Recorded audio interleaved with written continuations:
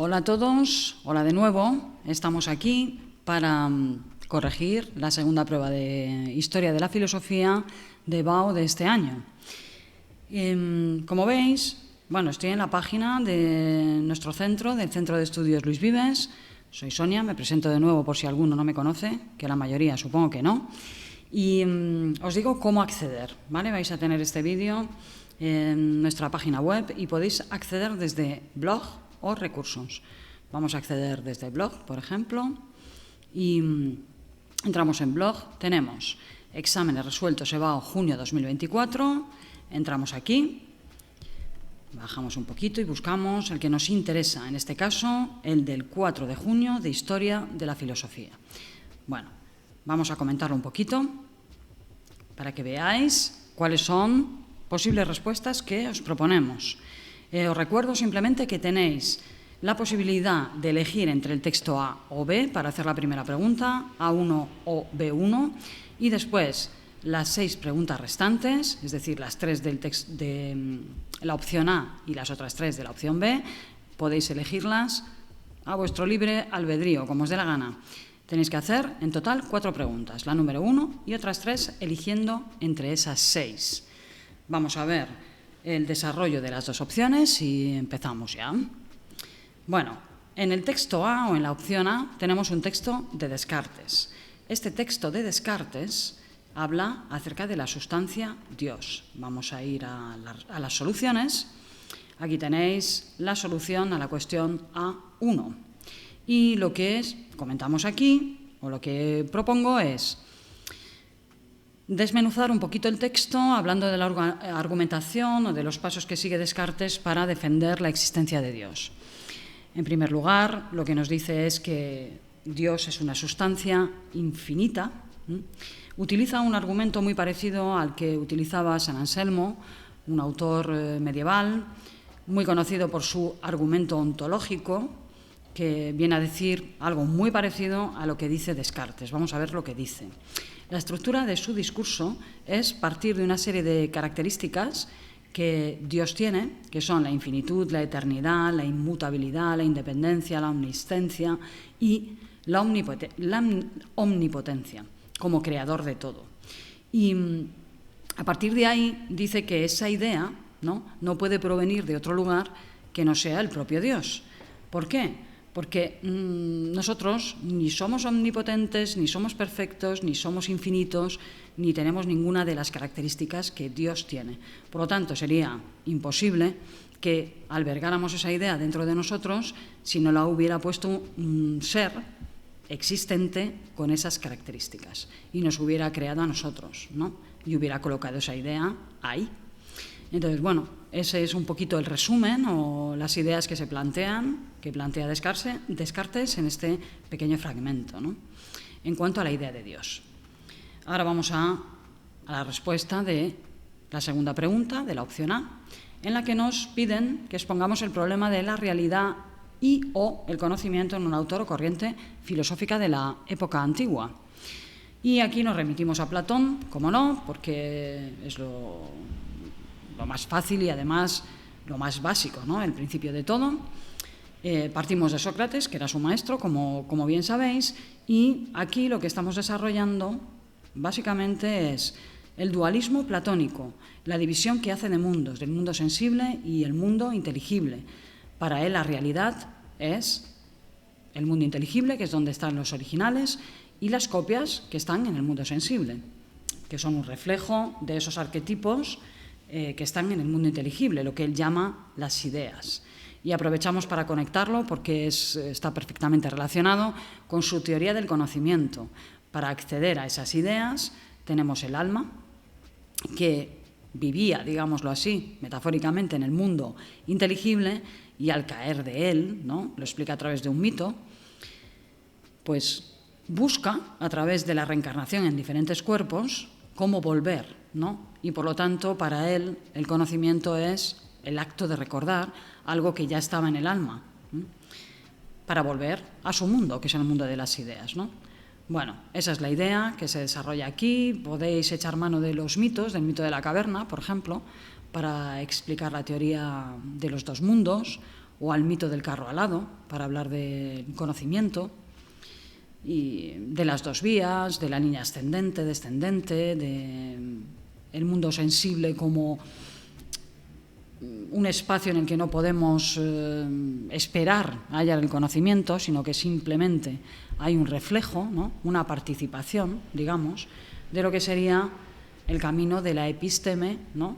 Que sería a través de nuestro razonamiento, nuestra dianoia, poder llegar a esa idea, por ejemplo, de bien, que está en lo más alto dentro de la jerarquía de las ideas, o a las ideillas, ¿no? Como por ejemplo sería pues, la idea de un objeto, o la idea de mesa, la idea de silla, o la idea de caballo, de árbol, etc. Bien, en la pregunta 3 nos proponen desarrollar el problema de la sociedad o la política en un autor de la filosofía moderna. Para ello he elegido a Rousseau, porque hace un estudio importante o un análisis importante en relación a cómo debería ser la sociedad y en qué debería basarse. Sabemos que una de sus obras más importantes es El contrato social, y ahí desarrolla toda su teoría social o política, que está estrechamente ligada a su teoría educativa, que desarrolla en Emilio, el Emilio de Rousseau, ¿no? Émile. Lo que nos propone Rousseau, como bien sabréis, es que el hombre es bueno por naturaleza y que es la sociedad la que lo corrompe. Entonces, como la sociedad lo corrompe, tiene que encontrar, de alguna manera, un acuerdo, ¿no? Con sus congéneres. Y eso es de lo que habla el contrato social, fundamentalmente, ¿no? De cómo puede pactar, de alguna forma, renunciando a su propia libertad, para encontrar una libertad común que sirva al bien común. Y básicamente eso es lo que nos propone, ¿no? Esa visión contractualista nos dice que tenemos que unir todas las voluntades individuales para tener una voluntad común, encaminada o dirigida al bien común. Ha tenido mucha influencia Rousseau como ilustrado al inicio, aunque tuvo bastantes conflictos dialécticos, ¿no? Con muchos de sus contemporáneos, y no podemos negarle la influencia, por ejemplo, que tuvo en Kant, ¿no? En todo el desarrollo de la ética kantiana y incluso hasta de su política, podríamos decir, ¿no? En cierto modo. Continuamos y llegamos a la pregunta 4 de la primera opción, donde nos proponen que hablemos de la ética o moral de un autor de la época contemporánea. Aquí he elegido a Hannah Arendt porque principalmente todo su pensamiento es política y ética. Ya sabéis que la ética y la política van de la mano. Toda política parte de una visión de lo que es la virtud, de lo que es lo bueno y lo malo, en suma de lo que es la ética o la moral para cualquier pensador, ¿no? En el caso de Hannah Arendt, en un principio ella hace una reflexión acerca de lo que es el mal que ella está viviendo en su época, ¿no? Es una mujer de una familia judía en un momento en el que el pueblo judío es perseguido. Estamos hablando de un momento muy, muy duro para este colectivo. Eran perseguidos, eran llevados a campos de concentración y se empieza a castigar, ¿no?, a este colectivo de una forma absolutamente feroz que ella no puede entender, y parte de un concepto que es el totalitarismo, y nos dice que esta forma de imponerse pues deja al ser humano completamente desprovisto de todo, y particularmente pues al pueblo judío, en este caso, porque esta filosofía política está totalmente contextualizada, ¿no?, en su experiencia, a partir de su experiencia y de su entorno, del momento histórico que ella está viviendo, ¿no? Y nos habla de un mal radical o absoluto, porque no puede comprender la crueldad de todas estas personas que ejercen esa violencia contra ese pueblo, ¿no?, y les desprovén de absolutamente todo, para dar un giro en su filosofía donde nos hablará de la banalidad del mal, porque comprende por una serie de circunstancias que ahora no vamos a especificar, que aquellos que ejercen sobre otras personas esa maldad y no los contemplan como si fueran seres humanos, es porque han banalizado el mal, en el sentido de que no son reflexivos, simplemente pertenecen a una jerarquía, a una estructura en la que ellos no sienten que tienen ninguna responsabilidad en lo que están haciendo, porque simplemente están obedeciendo órdenes dentro de un sistema que maneja pues esta forma de pensar y, en consecuencia, de actuar. Este planteamiento moral o ético de Hannah Arendt, pues evidentemente tiene una deriva en su planteamiento político y también, por enlazar y añadir este contenido, está aquí propuesto en la respuesta, ¿no? Y lo podéis leer tranquilamente, pero bueno, la base principal de la respuesta está en ese concepto de mal absoluto dentro del totalitarismo y esa explicación que Hannah Arendt le da hablando de la banalización del mal, por la razón que he apuntado hace un momento. Bien, ahora vamos a resolver el siguiente texto, el segundo, que es un texto de Marx. En este texto de Marx se habla principalmente, diría que el tema es la lucha de clases, un tema fundamental en el marxismo, y intento desentrañar un poquito también cuál es la estructura del texto, ¿no? Y cómo nos va explicando, pues a partir de una serie de ejemplos relacionados con unas formas de gobierno muy básicas, como son la monarquía, la aristocracia o la democracia, que en el fondo, cualquier lucha que se haya dado a lo largo de la historia ha sido una lucha de clases, ¿no?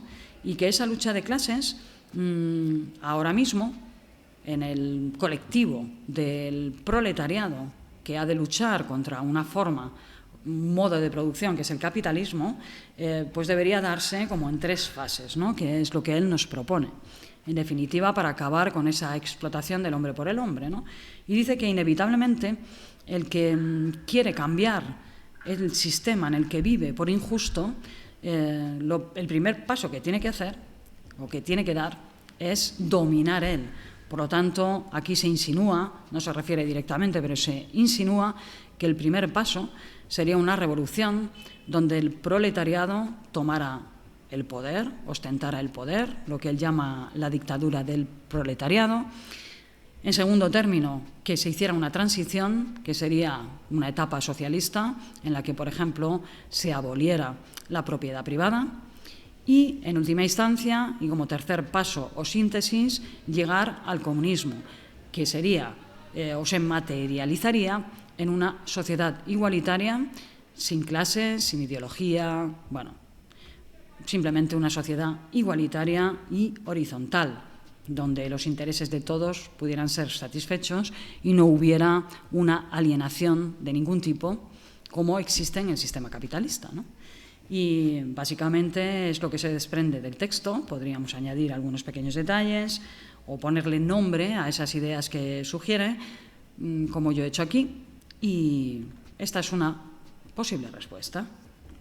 Vamos con la pregunta número 2 de la opción B, donde se nos pide que hablemos del problema de la sociedad y o la política en un autor o corriente de la época medieval.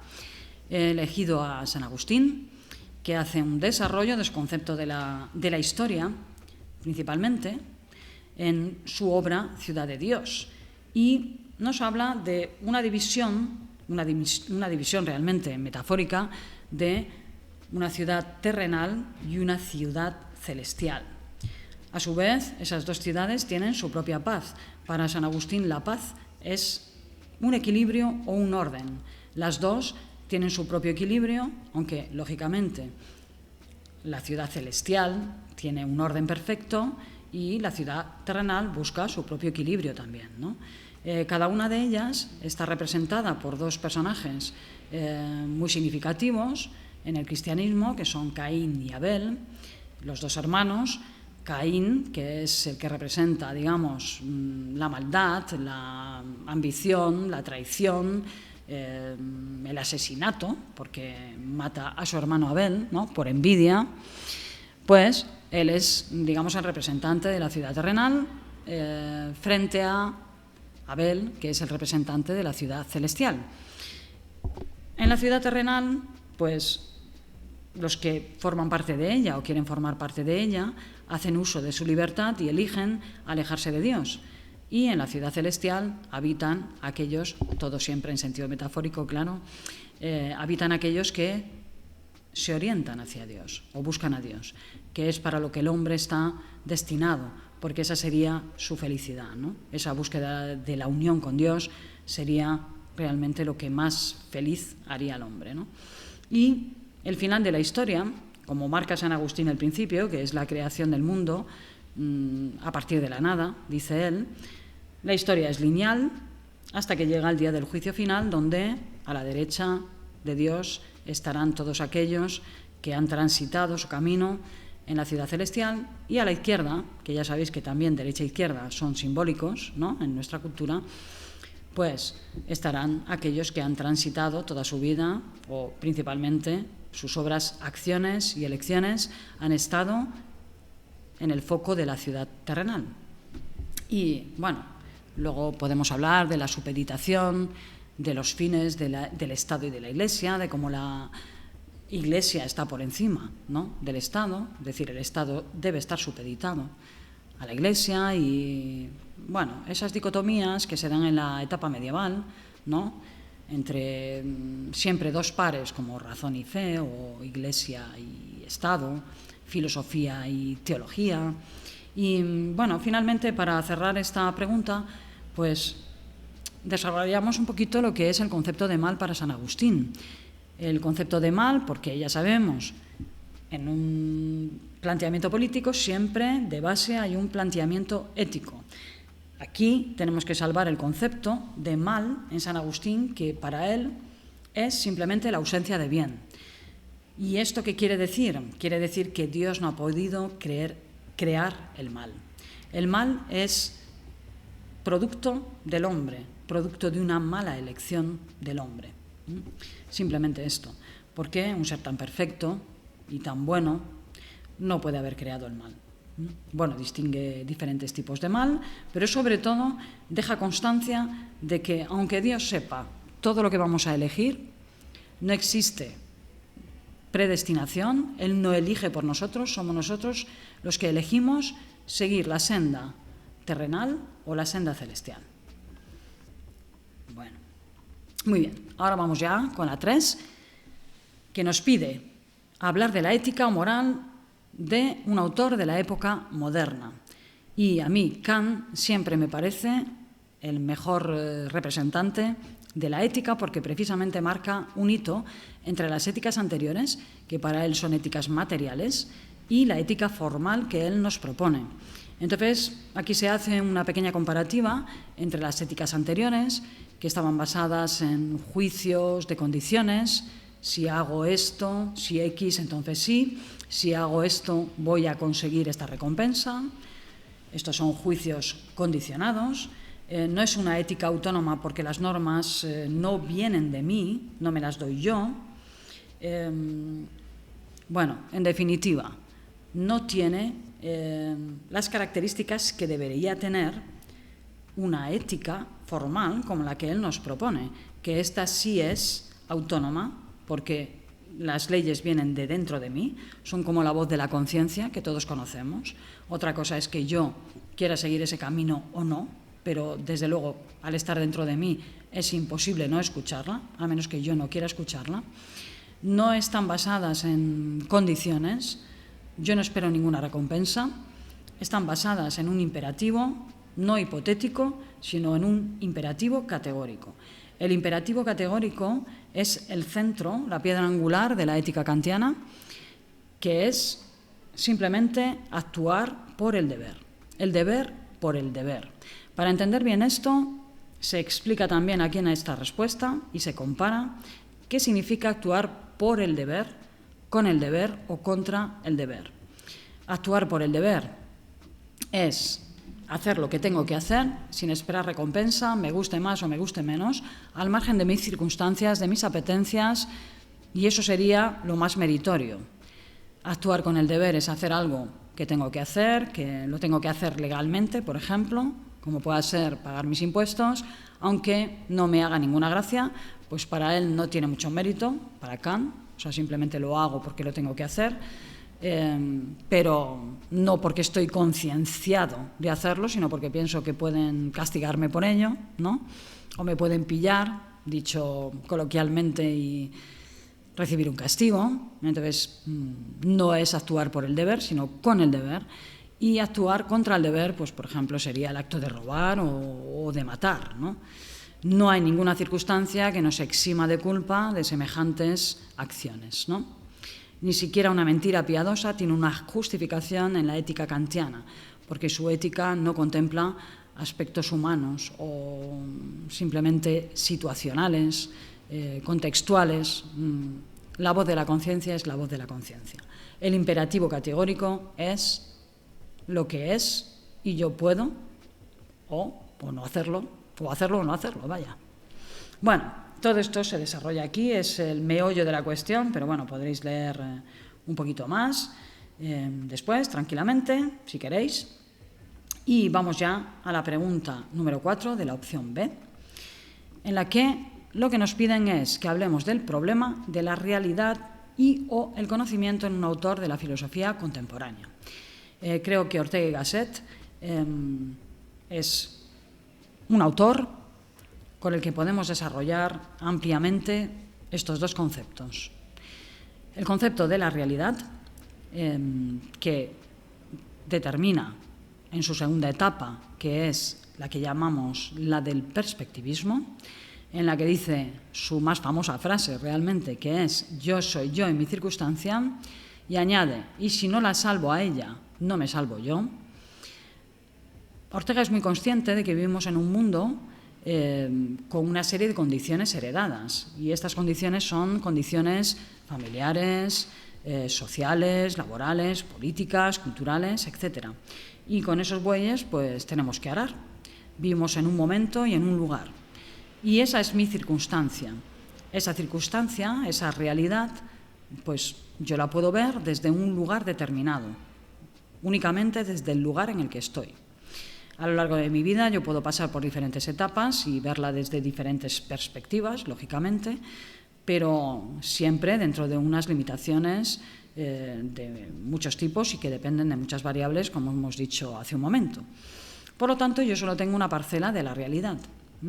Y cada uno de nosotros, dependiendo de nuestro momento y nuestro lugar, tenemos una perspectiva de esa realidad. ¿Qué es lo que conforma la realidad? El conjunto de todas las perspectivas. Nosotros como individuos, evidentemente, no podemos acceder a toda la realidad, sino solo a una pequeña parcela de esta realidad, ¿no? Y esto es lo único que realmente podemos conocer. ¿Cómo podemos conocer y evolucionar o vivir nuestra realidad? Dice Ortega que a través de la razón. Nos habla de una razón vital, que es la que nos procura el desarrollo como individuos en un mundo al que llegamos, donde todo está dado, donde todo está ahí, y hay unos valores que se nos inculcan y después nosotros pues podemos asumirlos o intentar cambiar algunos aspectos de nuestra realidad. Y eso decidirá si pertenecemos a una minoría selecta o pertenecemos al hombre masa. Podemos ser una minoría selecta en un momento determinado de nuestra vida para luego convertirnos en un hombre masa y disfrutar, digamos, de aquello en lo que hayamos participado, o simplemente asumir que somos hombre masa y escuchar a personas que tienen una visión que nosotros no tenemos, o, bueno, en fin, hay varias posibilidades, ¿no? Por lo tanto, nuestra razón vital también es histórica, ¿no? Nosotros recorremos un momento de la historia y hacemos historia o desde la asunción de que no somos una minoría selecta, por ejemplo, o desde la posición de poder cambiar ciertos aspectos de la realidad desde ámbitos como, por ejemplo, la ciencia o la política o el arte, en fin, etcétera, ¿vale? Bueno, pues esto es la clave o son las claves de lo que está aquí desarrollado. Espero que os haya ayudado un poquito, si habéis coincidido conmigo en los autores que habéis planteado, en las explicaciones que habéis hecho de cada uno de los textos, mejor que mejor. Si no es así, pues tenéis otro planteamiento. Y con esto ya me despido. Si queréis hacer algún comentario o algo no queda del todo claro, pues estoy a vuestra disposición. Y pues nada, os deseo que os vaya muy bien en los exámenes que os queden, si tenéis alguno por hacer. Y nada más, que os vaya muy bien. Hasta luego.